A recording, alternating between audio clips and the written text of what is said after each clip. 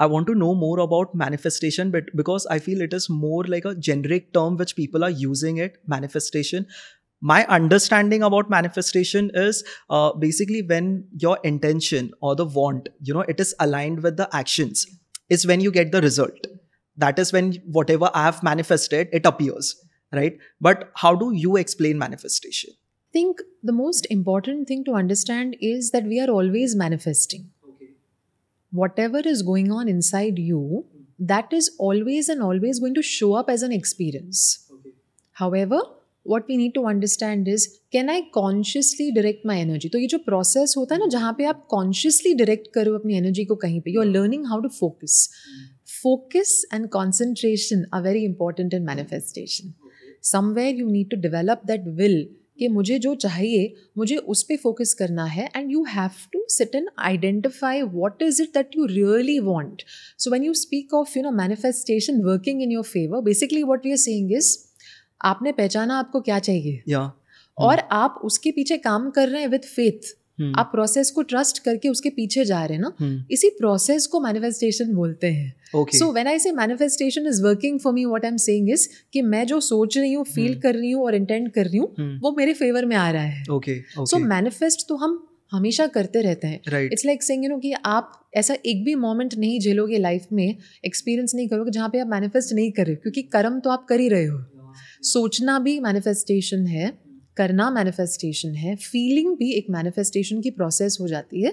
लेकिन आपको क्या समझना है कि अगर मेरे लाइफ में रिजल्ट्स मेरे फेवर में नहीं जा रहे हैं, तो what is it that I have to correct at the level of the mind, body and energy and consciousness. And how can somebody correct these energy, mind and body feelings? So when I identify what I want and I start working towards it, and I experience emotions contrary to what I want. अब जैसे कि मुझे abundance चाहिए, लेकिन मुझे feel हो रहा है कि there is a sense of lack, कि मुझे नहीं है.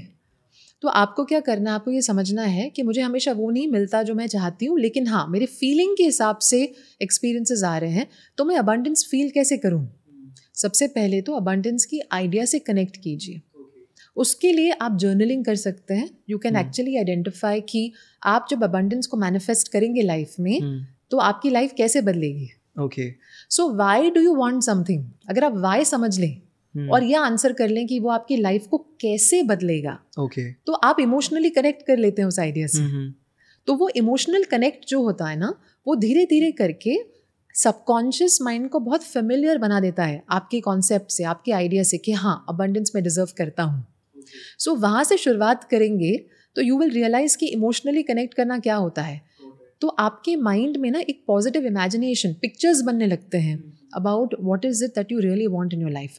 विजन बन जाता है, आपकी रियलिटी हमेशा उस विजन को फॉलो करती है. सो कहीं ना कहीं अगर आप इमेजिन हमेशा वर्स्ट सिनेरियोज कर रहे हैं, सो देन वो आपको बताता है कि वो आपकी मैनिफेस्टेशन के फेवर में नहीं जा रहा है. वहाँ पे आपको करेक्ट करना है.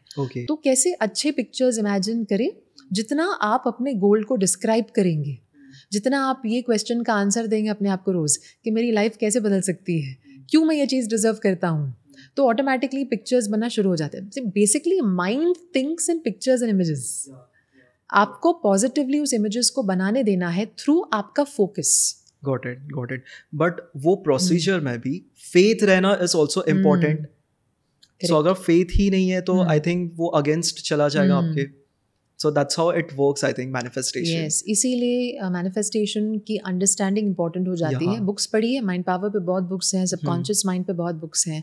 दूसरा तरीका मेरे एक्सपीरियंस में, अगर आपको फेथ बिल्ड करना है, is sitting with yourself in silence.